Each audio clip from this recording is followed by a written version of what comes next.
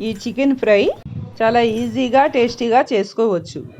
Hi అండి, ఈరోజు chicken fry చేస్తున్నాను. దీనికి కావాల్సిన ఐటమ్స్ అండి: చికెన్, అల్లం వెల్లుల్లి పేస్ట్, ఇది లవంగం, యాలక, దాల్చిన చెక్క గ్రైండ్ చేసుకుని పెట్టుకున్నది, పసుపు, ఉప్పు, కొత్తిమీర, నిమ్మకాయ, పెరుగు, ధనియాల పొడి, కారం అండి. ఇప్పుడు చికెన్ ఫ్రై తయారు చేసే విధానం చూద్దామండి. చికెన్లో అల్లం వెల్లుల్లి పేస్ట్ వేస్తున్నాను, 2 స్పూన్లు వేసానండి. పసుపు కొద్దిగా, సాల్ట్ తగినంత, ధనియాల పొడి 2 స్పూన్లు అండి,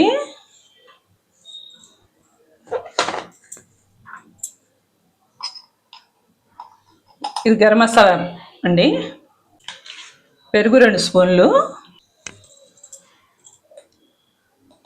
కారం 2 స్పూన్లు, నిమ్మకాయ పిండుతున్నాను, అరచక్క వేసానండి. ఇదంతా మిక్స్ చేసుకోవాలి.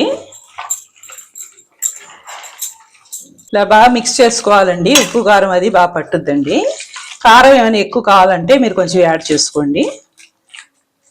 ఇలా మిక్స్ చేసుకొని బాండీ పెట్టుకొని ఫ్రై చేసుకోవాలండి. స్టవ్ వెలిగించి బాండీ పెట్టాను, ఆయిల్ పోస్తున్నాను. ఇదిగోండి ఇంత ఆయిల్ పోసుకున్నాను. మామూలుగా వేయించేసుకోవడమేనండి, డీప్ ఫ్రై ఏం కాదు. ఇది వేడెక్కాక వేస్తాను చికెన్. ఆయిల్ వేడెక్కిందండి, కలిపిన చికెన్ వేస్తున్నాను దీంట్లో. చికెన్ హైలోనే కొద్దిసేపు వేయించుకోవాలండి. 10 నిమిషాలు వేయించాను. ఇలా ఉంటుందండి.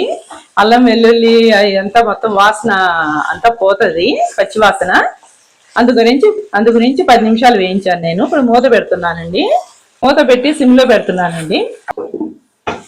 మూత పెట్టాను, ఒక 5 నిమిషాల తర్వాత చూద్దామండి.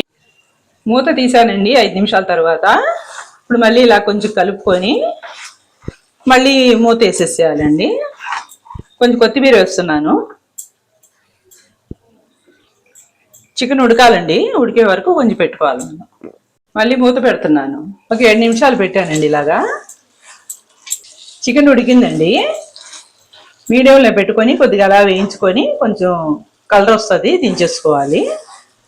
కొద్దిసేపు వేయించుకోవాలండి ఇలాగా. ఇదంతా ఎగరాలండి. ఇలా తయారైందండి చికెను. 9 నిమిషాల వరకు వేయించాను నేను మీడియంలో పెట్టి. ఇంకా అయిపోయిందండి, రెడీ అయిపోయింది చికెను. కొత్తిమీర వేస్తున్నా. ఈ రెసిపీ అండి 1/2 కేజీ చికెన్ అండి. లైక్ చేయండి, సబ్స్క్రైబ్ చేయండి.